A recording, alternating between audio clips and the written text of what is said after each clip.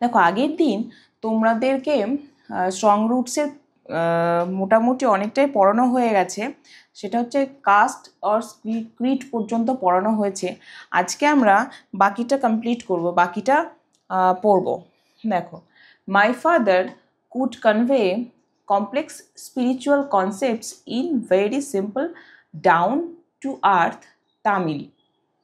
আমার বাবা কনভে মানে বোঝানো, বোঝাতে পারতেন যে কমপ্লেক্স স্পিরিচুয়াল কনসেপ্ট মানে জটিল আধ্যাত্মিক যে ধারণাগুলো, বা কনসেপ্ট মানে হচ্ছে ধারণা বলি আমরা, মানে জটিল আধ্যাত্মিক যে ধারণাগুলো সেগুলো তিনি খুব সরল, সিম্পল মানে খুব সরলভাবে, ডাউন টু আর্থ মানে ইজি টু আন্ডারস্ট্যান্ড, মানে সহজেই যাতে বোধগম্য হয়, ব্যাপারটা বোঝা যায়, এইরকমই তামিল ভাষাতে বোঝাতেন।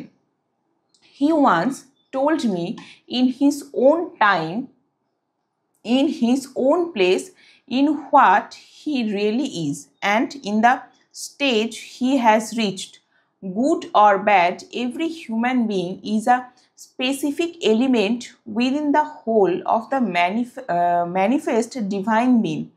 তিনি he once told me, তিনি একসময় আমাকে বলেছিলেন যে ইন হিজ ওন টাইম, তার যে নিজের সময়, ইন হিজ ওন প্লেস, তার নিজের জায়গায়, in what he really is, এখন তিনি যেরকম আছেন, and in the stage he has reached, আর যে পর্যায়ে তিনি পৌঁছেছেন, গুড অর ব্যাড, সেটা ভালোই হোক বা খারাপই হোক, every human being is a specific element, is a specific element. এই স্পেসিফিক এলিমেন্ট মানে হচ্ছে আলাদা আলাদা উপাদান, within the whole of the manifest divine being.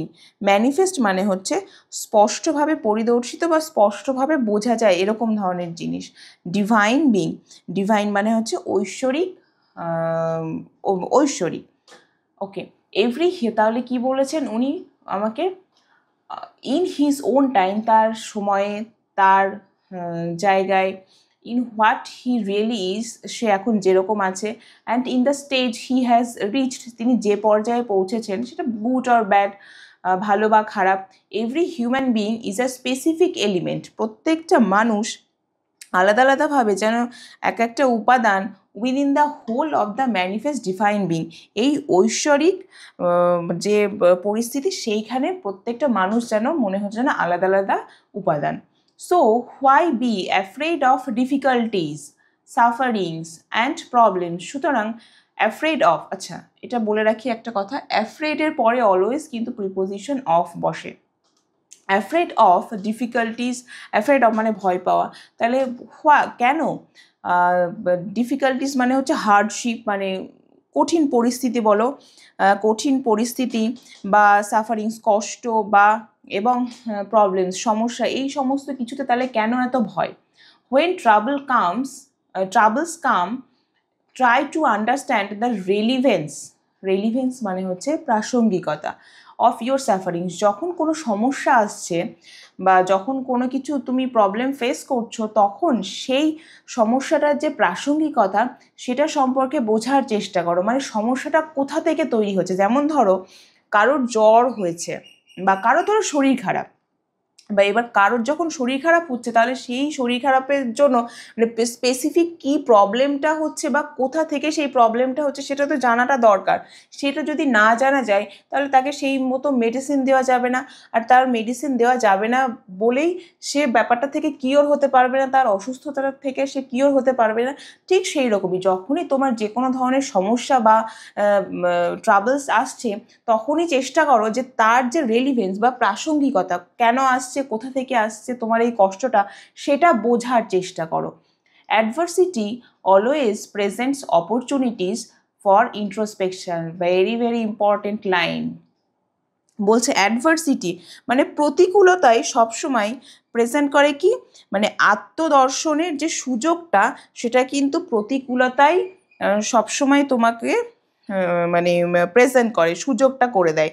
ধরো যে কোনো সময়, এই যে ধরো তোমরা এক্সাম দাও, অনেক সময় দেখো যে এক্সামে তোমার কোনো একটা পার্টিকুলার একটা কোশ্চেন, যদিও সেটা এমসিকিউতে পসিবল না, তোমরা এতদিন ধরে এমনি পড়ে এসেছো, বা অন্য কোনো সাবজেক্টের কথাও যদি আমি বলি, সেক্ষেত্রে তোমরা পড়ে এসেছো, সাপোজ একটা অ্যান্সার তোমরা লিখতে পারছো না।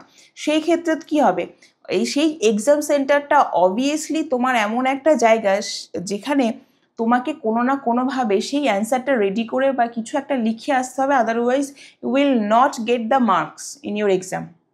সেই জন্য সেই পরিস্থিতিতে তুমি দেখবে তুমি একটা জিনিস লিখে এলে যেটা তুমি নর্মাল টাইমে পড়ার সময় বা অন্য কোনো সময় তুমি কিন্তু সেটা লিখতে পারছো না, এইটাই হচ্ছে। তারপর আর একটা বেস্ট এক্সাম্পল হচ্ছে, তোমরা দেখবা অনেক সময় যেদিন পড়াশোনা মানে করে যাও না স্যারের কাছে, সেই দিন ধরো স্যার বললেন যে আজকে যারা যারা পড়াশোনা করে আসেনি তাদেরকে পানিশমেন্ট দেওয়া হবে। এবার সেই ক্ষেত্রে তখন তুমি দেখবে মানে তোমার বাড়িতে পড়লে যে পড়াটা হয়তো তোমার 40 মিনিটস বা 45 মিনিটস লাগতো, সেই পড়াটা তুমি স্যারের কাছে বসে সেই প্রতিকূল অবস্থাতে 10 মিনিটস বা 15 মিনিটসের মধ্যে রেডি করে দিতে পারছো। তার মানে কি অলওয়েজ কি হয়, প্রতিকূল পরিস্থিতি তো আমাদের আত্মদর্শন করতে শেখায়, সেটাই সবসময় সেটাই বলা হচ্ছে এই লাইনটার মধ্যে দিয়ে। আশা করছি বুঝতে পেরেছো। ওকে, নেক্সট প্যারা দেখো। When don't you say this to the people, why don't you say this to the people who come to you for help and advice? I asked my father. আমি আমার বাবাকে জিজ্ঞেস করেছিলাম, তাহলে সেই সমস্ত মানুষগুলো যারা তোমার কাছে সাহায্য এবং উপদেশ নিতে আসে তাদেরকে তুমি এই কথাগুলো বলো না। He put his hands on my shoulders, সে কোথায় হাতটা রাখলো, আমার কাঁধের উপরে হাতটা রাখলো। And looked straight into my eyes, তারপর তিনি আমার চোখের দিকে সোজাসুজিভাবে তাকিয়েছিলেন। For quite some time he said nothing, কিছুটা সময়ের জন্য তিনি কিচ্ছু বলেননি। অ্যাজ ইফ হি ওয়াজ জাজিং my capacity to comprehend his word. Comprehend মানে হচ্ছে আন্ডারস্ট্যান্ড, মানে কিছুটা সময় তিনি কোনো কিচ্ছু বলেনি, যেন মনে হচ্ছে তিনি আমার চোখের দিকে তাকিয়ে এটা বিচার করার চেষ্টা করছেন যে তার যে কথাগুলো, তার যে ওয়ার্ডসগুলো, সেগুলো আমার বোঝার মতো ক্ষমতা হয়েছে নাকি, মানে আমি বুঝতে পারবো নাকি, সেইটা হয়তো তিনি এতক্ষণ ধরে আমাকে দেখে জাজ করার চেষ্টা করছেন। Then he answered in a low deep voice, তারপর তিনি নিচু স্বরে এবং গভীর গলাতে উত্তরটা দিলেন। দেখি,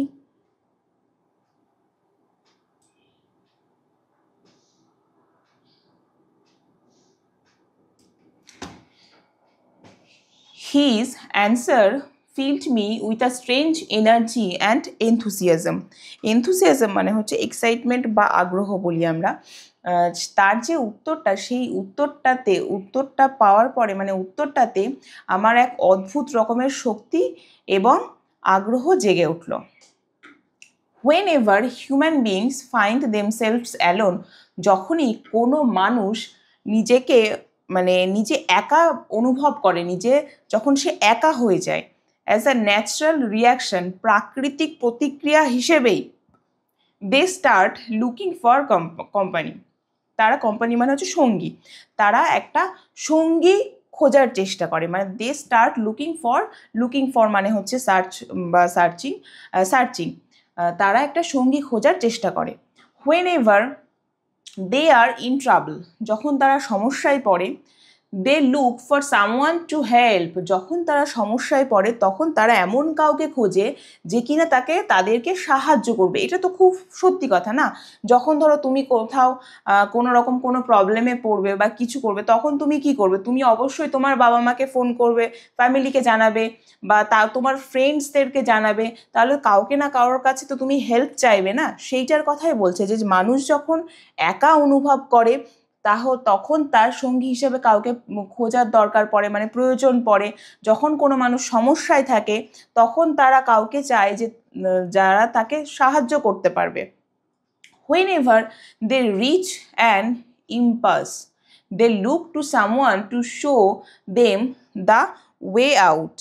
যখন মানে কোনো একটা ইম্পাস মানে হচ্ছে যে ধরো অচল অবস্থা, মানে জীবনের কোনো সেরকম কোনো প্রোগ্রেস হচ্ছে না বা উন্নতি হচ্ছে না, এইরকম ধরনের একটা কোনো পরিস্থিতিতে যখন কেউ মানে তারা এসে পৌঁছায়, তখন তারা এমন একজনকে চায় যে তাদের রাস্তাটা দেখাবে, মানে ঠিকঠাক রাস্তাতে তাদের নিয়ে যাওয়া, মানে দেখানোর জন্য তাদের কাউকে না কাউকে একটা চাই।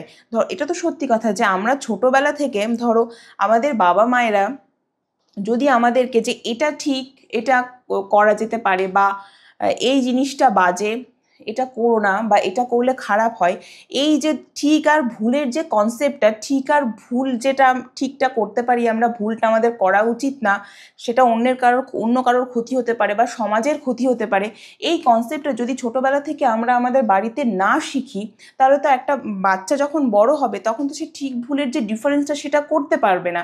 এবার ধরো কেউ কোনো সমস্যায় পড়েছে বা কোনো একটা প্রবলেমে পড়েছে, তাকে সেখান থেকে বেরিয়ে আসার জন্য সে যখন কারোর সাহায্য চাইবে, অবশ্যই কারোর সাহায্য চাইবে, এবার সেই সময় একজনকে দরকার, সে তাকে সঠিক রাস্তাটা দিয়ে তাকে মেইন ট্র্যাকে নিয়ে আসবে, মানে ফিরিয়ে নিয়ে আসবে। সেই রকমই মানুষের এটা হচ্ছে একটা কি বলবো, মানুষের ন্যাচারাল জিনিস। এটা এই চাওয়াটা হচ্ছে মানুষের ন্যাচারাল একটা ইনস্টিংক্ট, মানে ন্যাচারাল রিয়াকশন বলতে পারি আমরা। Every recurrent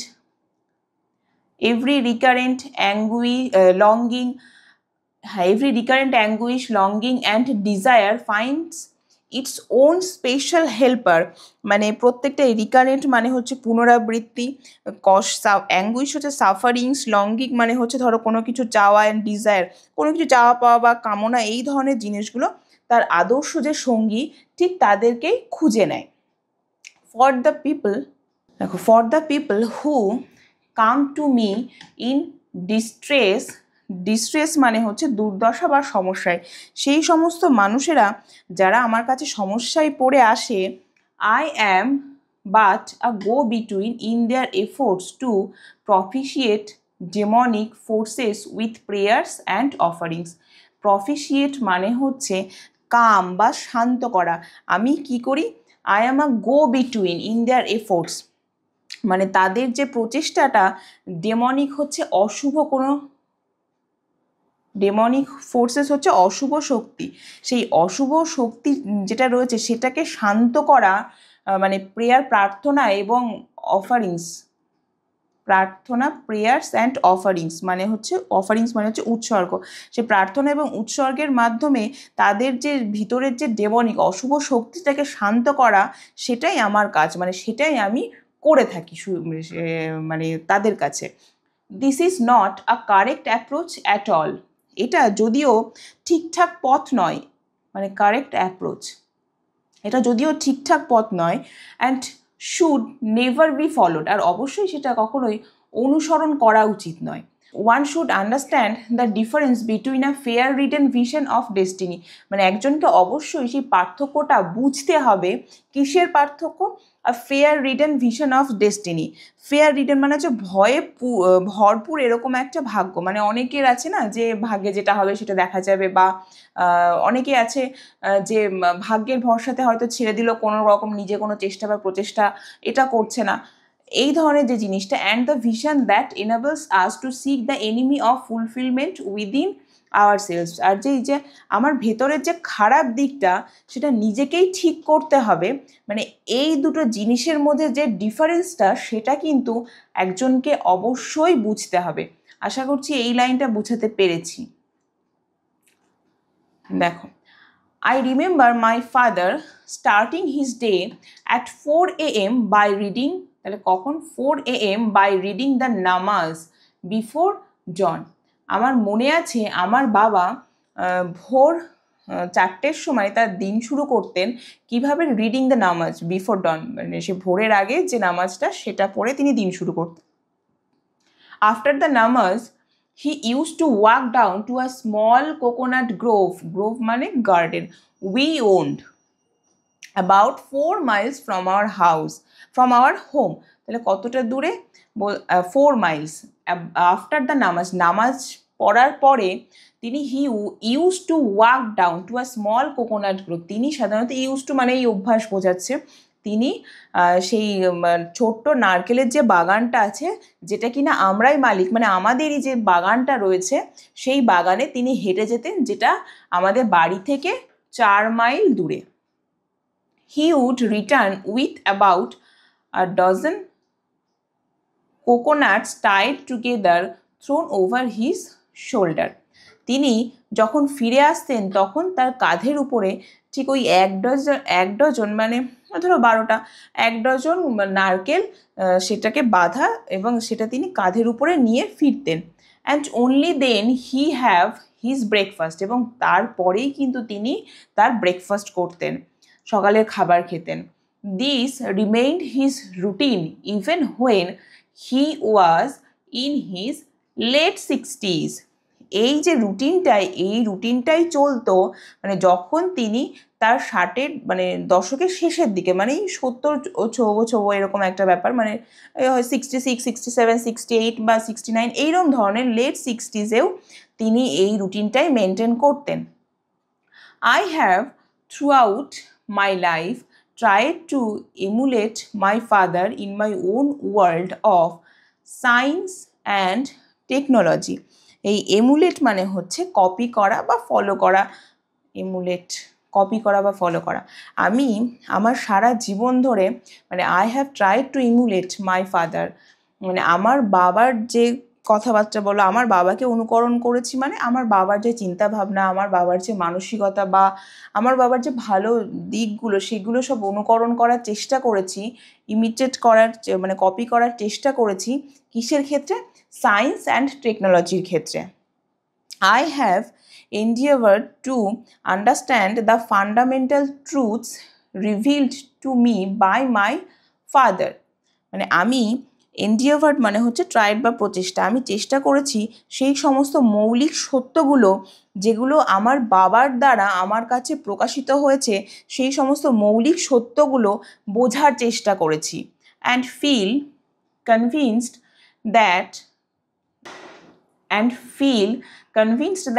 there exists a divine power that can lift one up from confusion, misery, melancholy and failure.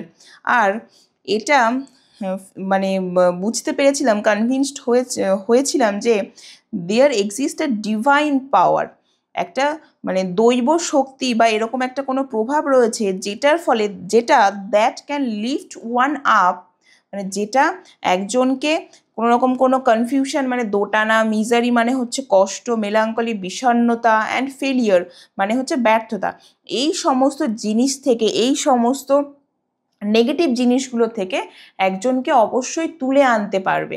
And guide to one's true place, আর তাকে গাইড করে অর্থাৎ পথ দেখিয়ে তার যে নিজের যে জায়গাটা সেই জায়গাটাতে নিয়ে যাবে। And once an individual serves his emotional and physical bond, he is on the road to freedom, happiness and peace of mind. আর একজন যে ব্যক্তি মানে একজন যে কিনা তার ইমোশনাল এবং ফিজিক্যাল বন্ড মানে সেই যদি তোমার সেই শারীরিক এবং মানসিক যে কষ্টটা মানে সেই সম্পর্কটা যেটা সেইটা যদি ছিন্ন করতে পারে, সেভার্স মানে হচ্ছে ছিন্ন করা বা কাট করতে পারে, ভুলে যেতে পারে, সেই ক্ষেত্রে he is on the road two freedom, happiness, piece of mind, তাহলে সে স্বাধীন, সুখী এবং তার মানসিক শান্তি অবশ্যই সে পাবে। মানে এইটা হচ্ছে এতক্ষণ পর্যন্ত মানে স্টোরিটার ফুল মিনিং। আচ্ছা, লাস্টের লাইন। আশা করছি তোমাদের গল্পটা খুব ভালো লেগেছে। এই গল্পটা পড়ার পরে তোমরা এইটা নিশ্চয়ই বুঝতে পারছো, মানে শুধুমাত্র যে এমসিকিউ করবে বা শুধুমাত্র পড়ার জন্য যে গল্পটা পড়া এরকমটা নয়, কিন্তু এই গল্পটা থেকে আমরা মানে লাইফের, আমাদের জীবনের বেশ কিছু অ্যাডভাইস বলো, গুড সাজেশনস বলো, এই ধরনের জিনিসগুলো কিন্তু ফলো আপ করতে পারি বা ফলো করলে আমাদের জীবনের কিন্তু অনেক সমস্যার সমাধান হবে, বা আনওয়ান্টেড যে সাফারিংস বা যেগুলো আমরা কিছু লাইফে ঘটে তো আমাদের বেশ কিছু জিনিস যেগুলো আমাদের মানে আমরা স্বেচ্ছায় ডেকে নিয়ে আসি, এইরকম ধরনের। ধরো কেউ যদি একটা বাইক চড়ে বা একটা তোমাদেরই একটা কোনো বন্ধু সে যদি একটা বাইক চালায় বা চড়ে, সেটা দেখে যে তোমার যে মনে হচ্ছে ওই যে বাইকটা আমি নেব, মানে তুমি এটা কিন্তু স্বেচ্ছায় তোমার কষ্টটাকে ডেকে আনছো। মানে এরকম নয় যে বাইকটা ছাড়া তুমি চলতেই পারবে না, এই যে কষ্টটা তুমি স্বেচ্ছায় নিয়ে আসছো। মানে এই যে জিনিসগুলো এই টেক্সটটা পড়লে কিন্তু বোঝা যায় যে এই জিনিসগুলো যদি বর্জন করতে পারো, তাহলে কিন্তু জীবনে সত্যিই শান্তি, মানসিক শান্তি বা খুশি বা স্বাধীনতা সব কিছুই তোমার জীবনে বজায় থাকবে। ওকে, আশা করছি গল্পটা খুব ভালো লেগেছে তোমাদের। আচ্ছা, আজকের মতো এই পর্যন্তই। নেক্সট আবার আমাদের একটা কোনো ক্লাসে দেখা হবে, কথা হবে।